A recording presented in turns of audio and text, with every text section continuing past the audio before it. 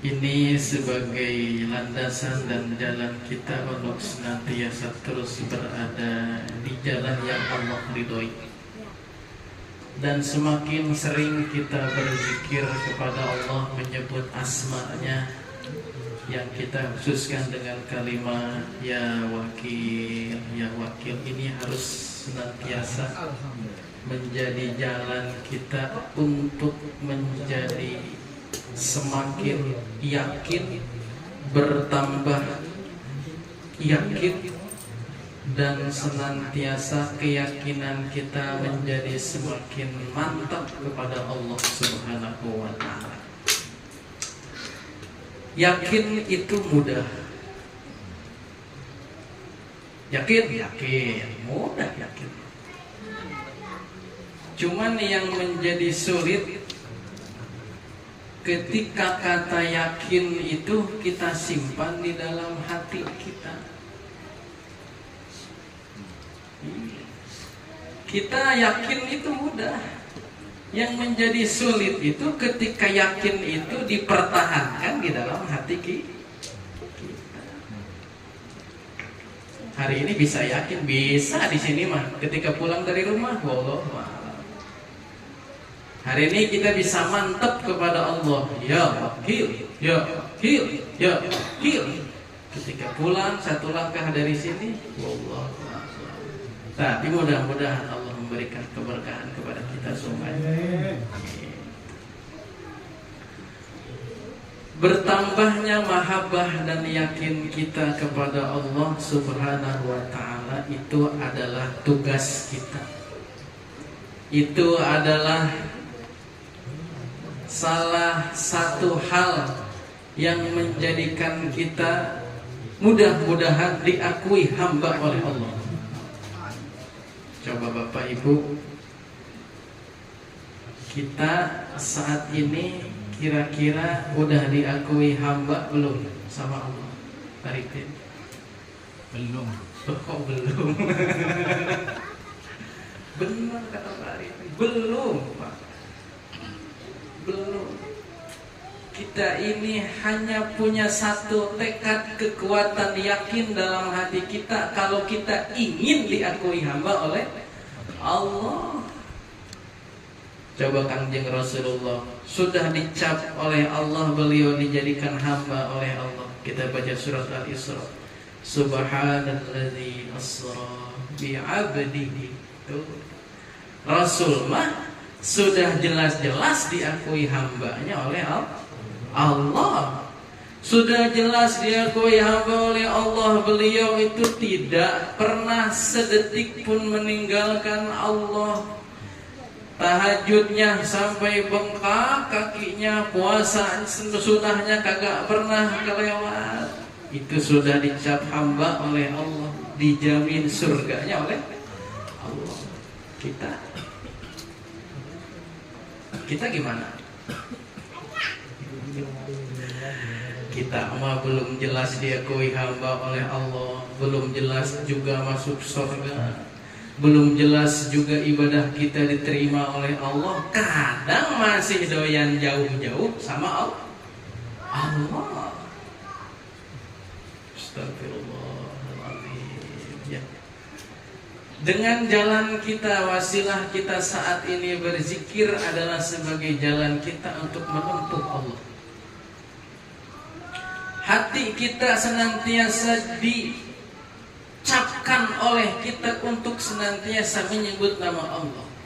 Setiap hembusan napas kita persembahkan untuk Allah. Bahkan sesuap makanan yang masuk ke dalam mulut kita harus kita sertakan Allah.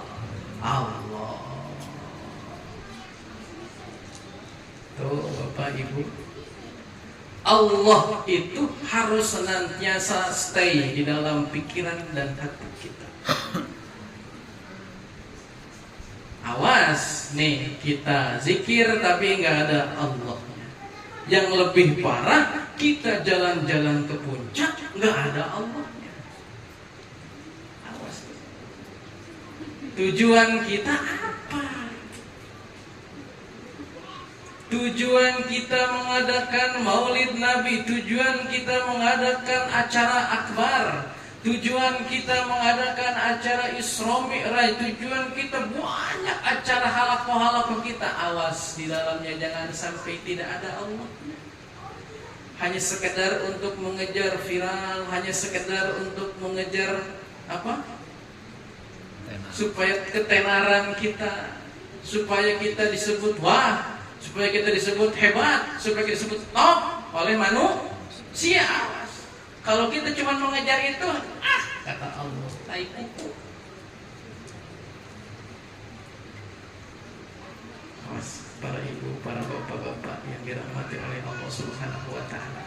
Bahkan ketika kita sudah mempunyai ilmu yang banyak, ibadah yang banyak, zikir yang banyak, tetapi tidak ada Allahnya, maka sia-sialah perjalanan hidup ini.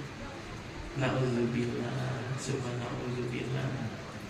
Tidur kudu dengan Allah, makan minum kudu dengan Allah, berkedipnya pun harus dengan Allah. Bahkan satu hisapan rokok kita yang kita hisap saat ini, Allah.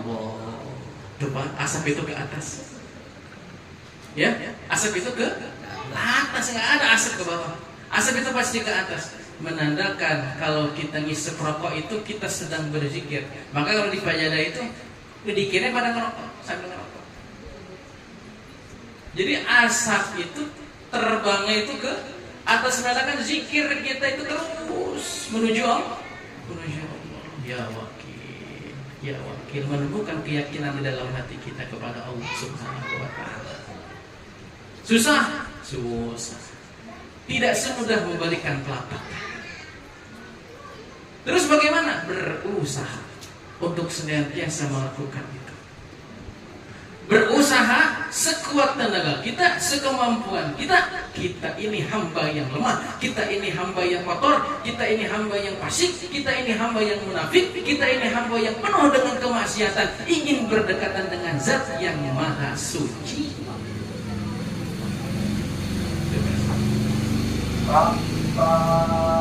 Jangan sekali-kali ketika kita sudah mengaku, merasa paling hebat, jangan pernah sekali-kali kita merasa paling aku, dari, aku, karena, aku, oleh, aku. Wah, bahaya.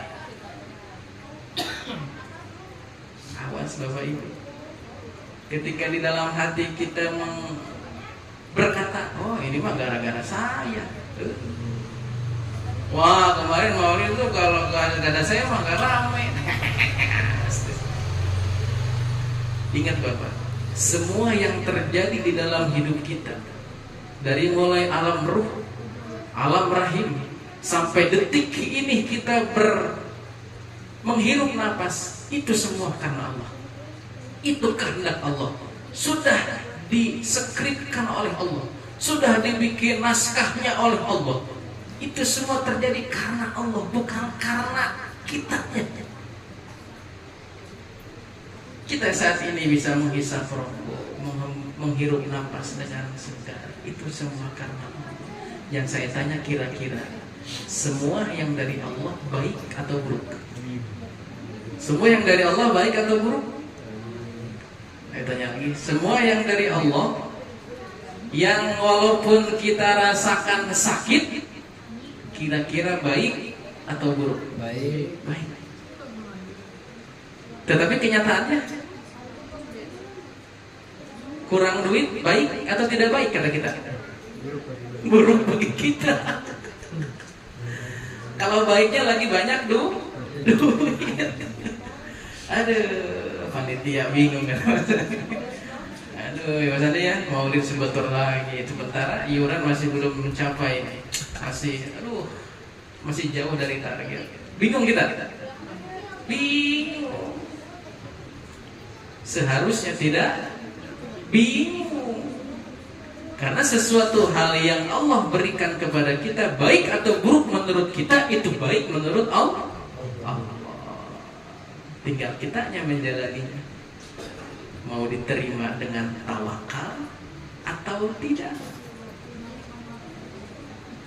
Sakit parah, bertahun-tahun tidak ada obatnya.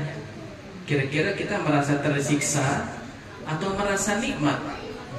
Tersiksa secara zahirnya, secara kita manusia. Tetapi kalau hati kita sudah dibalut dengan Allah, tetapi hati kita kalau sudah dilumuri dengan zikir kepada Allah, maka akan terasa nikmat. Nggak ada duit, nikmat. Kurang duit, nikmat. Bulan depan bayar iuran, nikmat. Coba Pak, kita punya iuran, misalkan besok ini waktunya bayar, tiba-tiba hari ini leasing telepon. Kira-kira hati kita merasa gundah atau tenang? Gundah. Coba deh, Pak Ripin, tuh cicilan mobil besok nih, kira-kira narik sepi, leasing langsung nelfon, Pak, hari ini hari besok sudah jatuh tanggal tempo untuk bayar. Kira-kira hati kita gimana? Bingung. Harus bagaimana caranya untuk mendapatkan duit untuk bayar angsuran? Kira-kira kalau Allah yang manggil kita begitu nggak?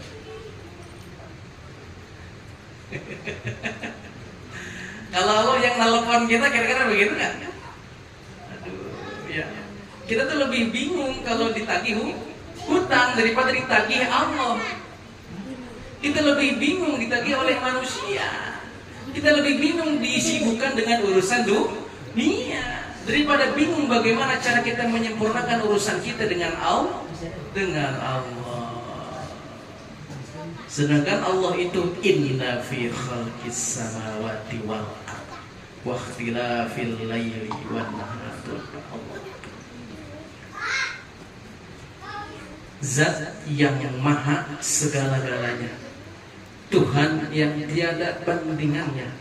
Disebutnya juga maha, tidak ada di atas selain Dia. Dialah yang awal.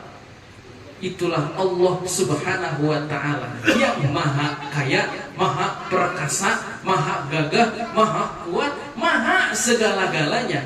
Seluruh alam semesta ini Allah yang mempunyai. Semua alam semesta ini beserta isi-isinya Allah yang menciptakan. Kita masih bingung dengan urusan kita. Gimana sedikit? Masih bingung dengan urusan dunia kita? Bingung, Pak. Kebanyakan orang sampai bunuh diri karena bingung.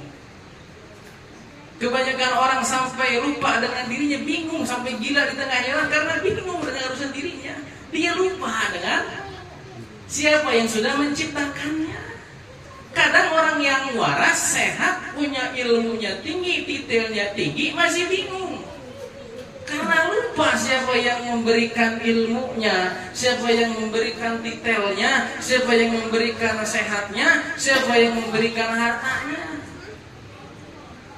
Lupa. Dengan zikir ini kita kudu eling, kita kudu ingat siapa yang sudah menjadikan kita sebagai manusia.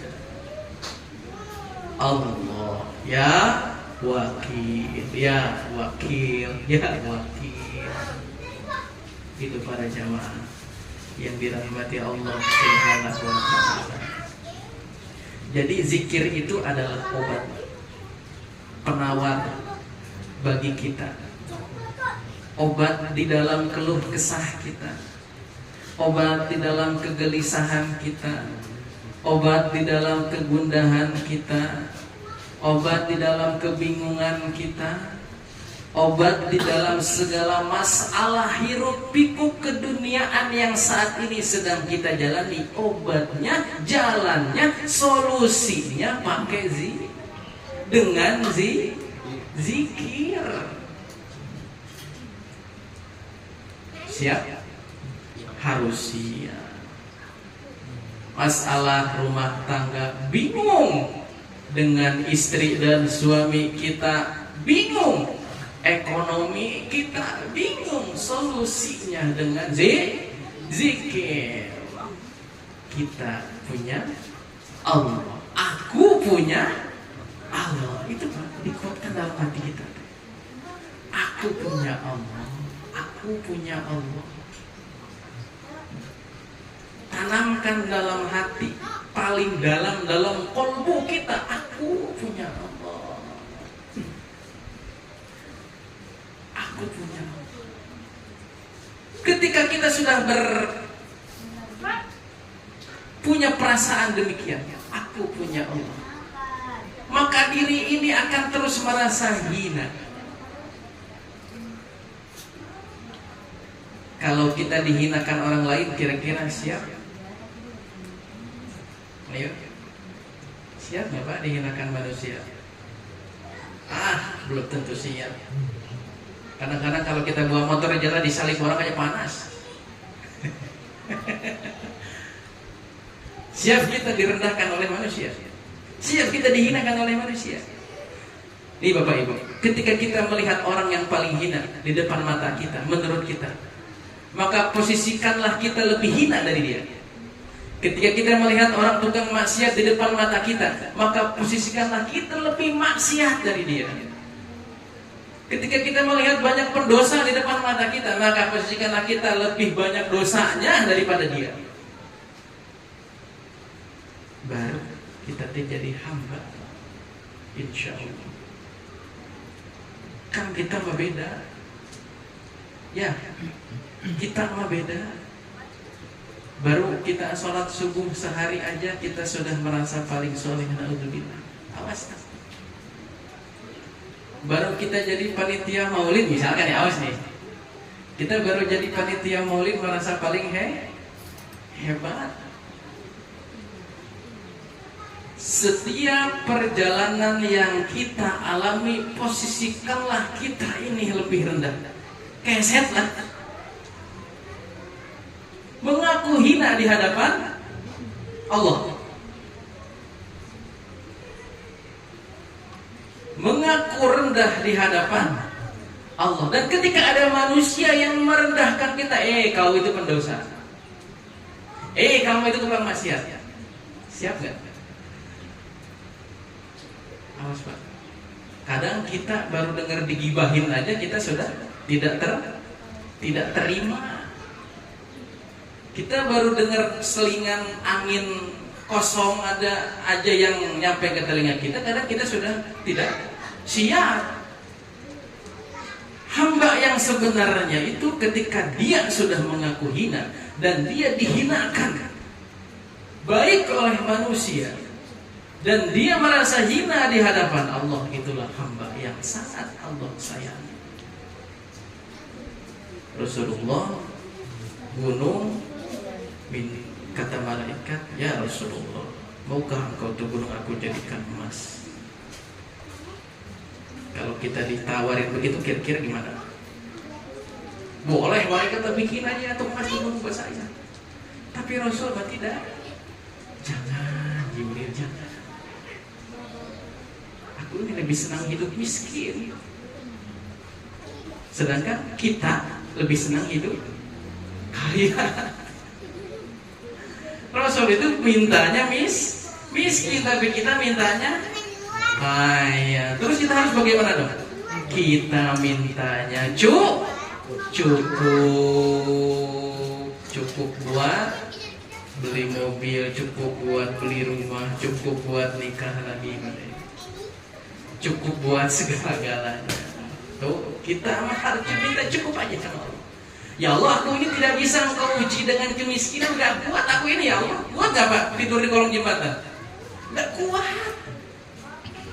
Ya Allah, aku ini gak sanggup kalau engkau uji seperti wali-walimu, para nabimu, para rasulmu, gak kuat ya Allah, gak kuat. Gak sanggup Pak. Kita dikasih pilek aja, aduh ya Allah, ya tersiksa. Maka kita doa, ya Allah, aku ini gak kuat engkau uji dengan segala hal yang kau timpakan kepada orang-orang soleh terdahulu.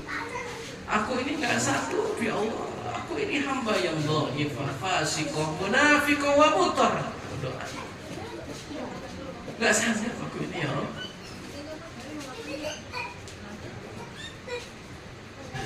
Ketika kita terus berdekatan dengan Allah Subhanahu wa ta'ala, insya Allah segala permasalahan yang saat ini sedang kita hadapi, minimal masalah ekonomi kita dengan dekat sama Allah, insya Allah semua akan Allah berikan kebaikan kepada kita semuanya.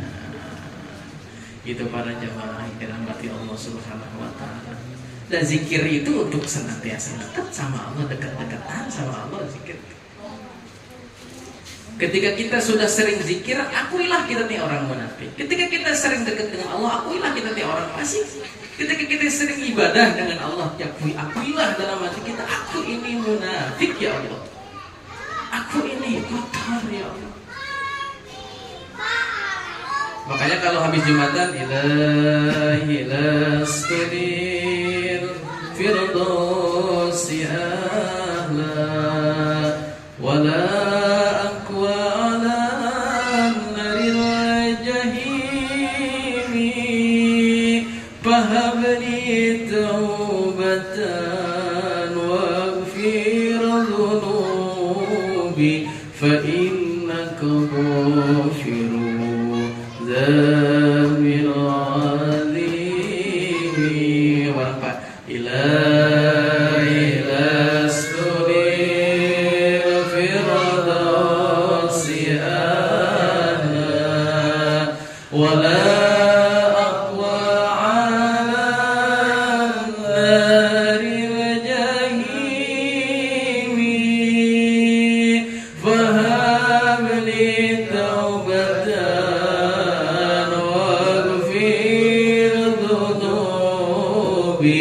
فإنك غافر ذنب العظيم إلهي لستل الفردوس ya Allah. Aku ini tidak pantas untuk masuk ke dalam surgamu. Aku ini tidak pantas untuk menerima semua kebaikanmu karena aku ini hamba yang kotor ya Allah. Aku ini hamba yang rusak, yang senantiasa kalau engkau panggil aku tak mau dengar.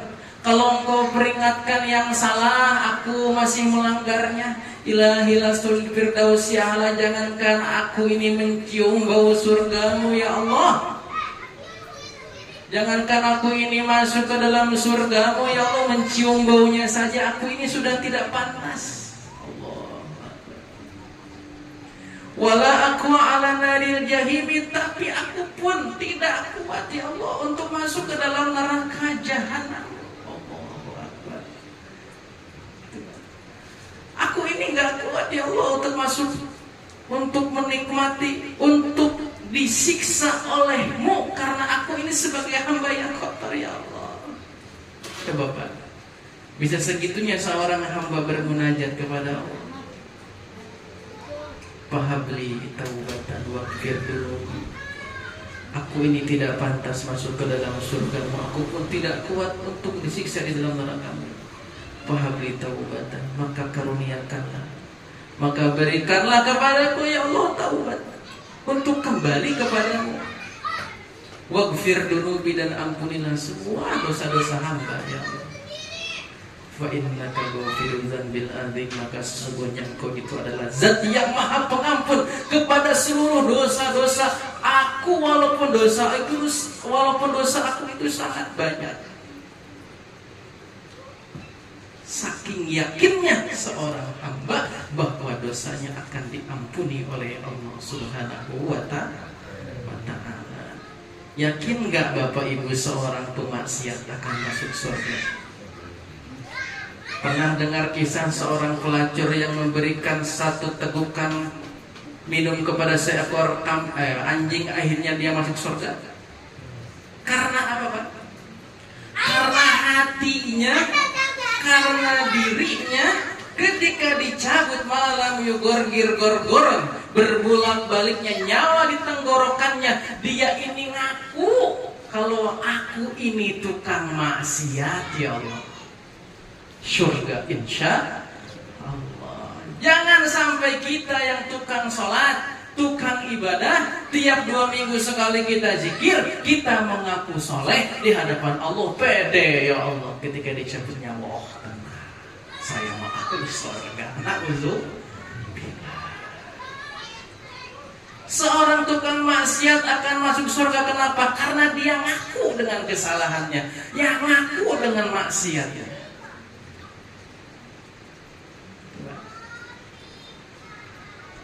Karena apa?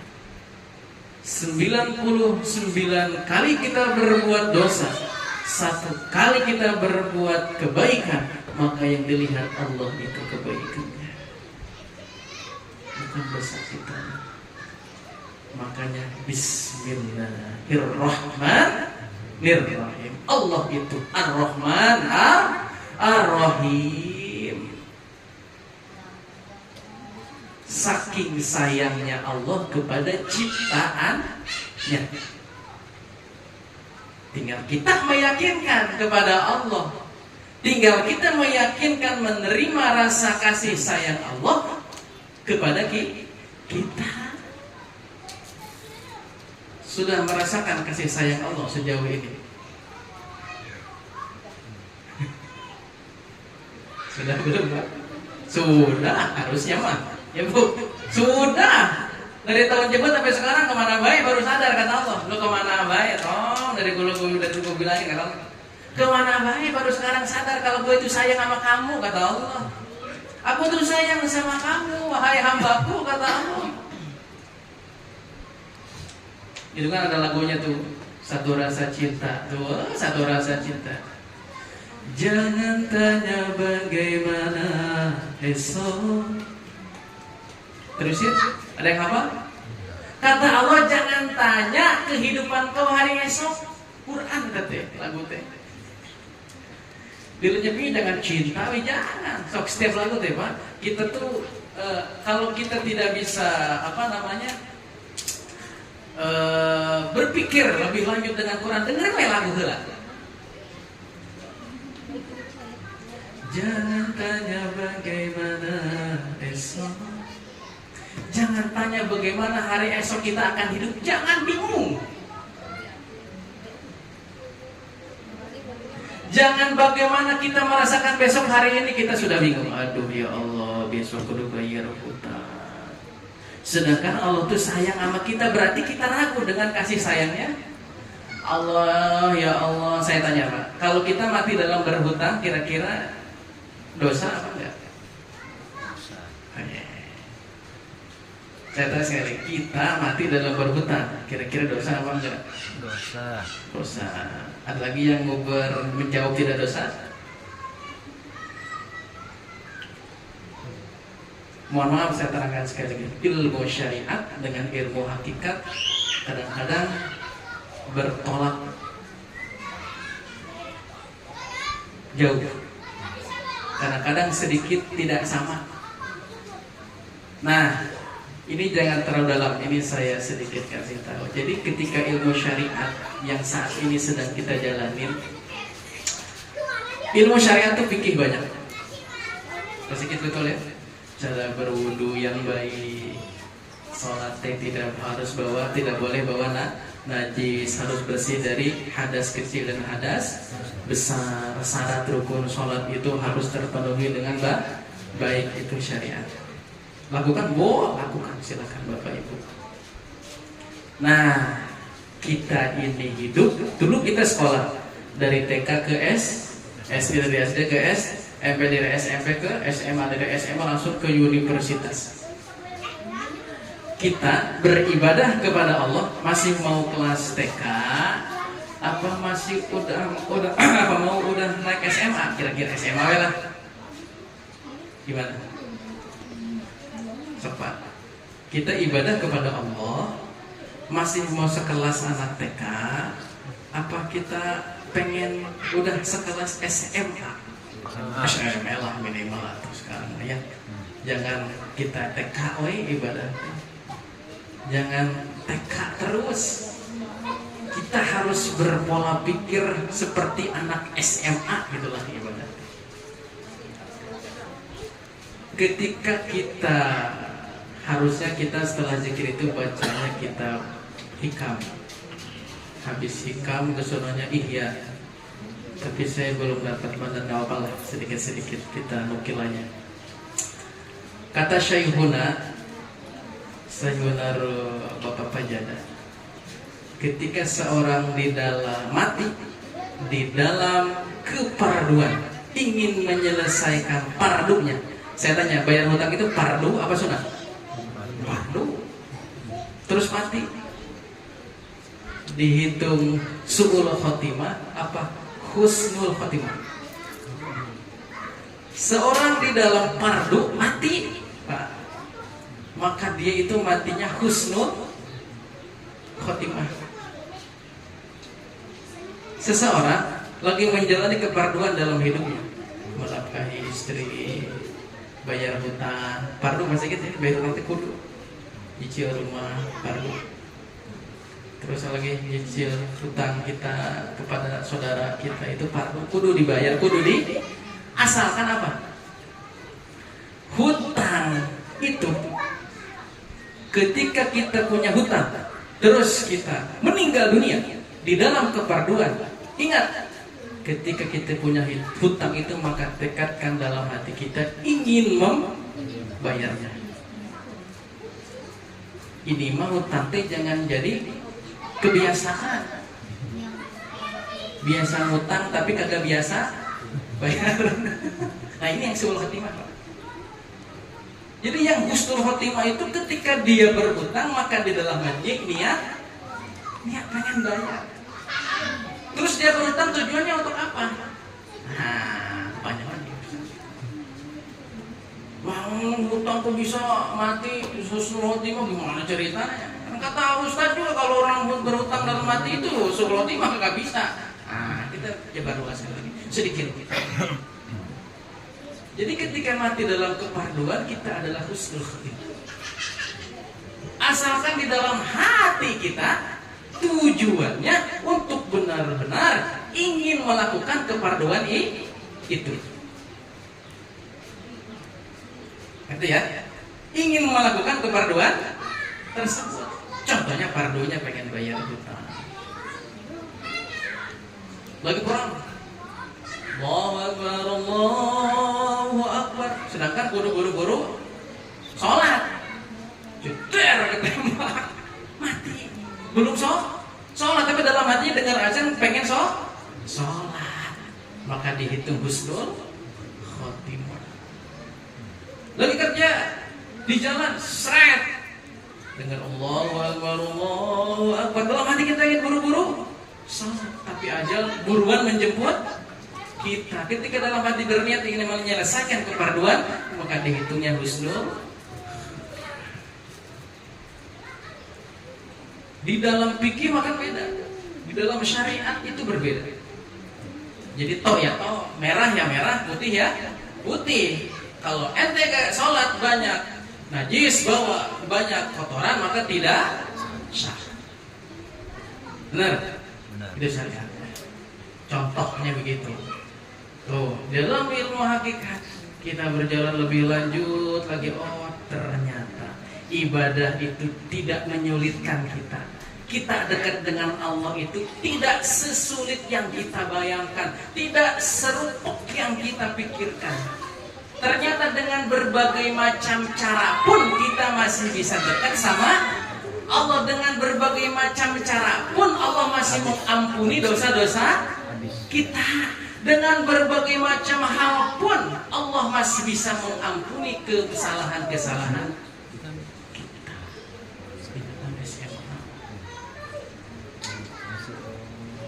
Jadi perlunya ngaji, perlunya taklim teh gitu, Pak.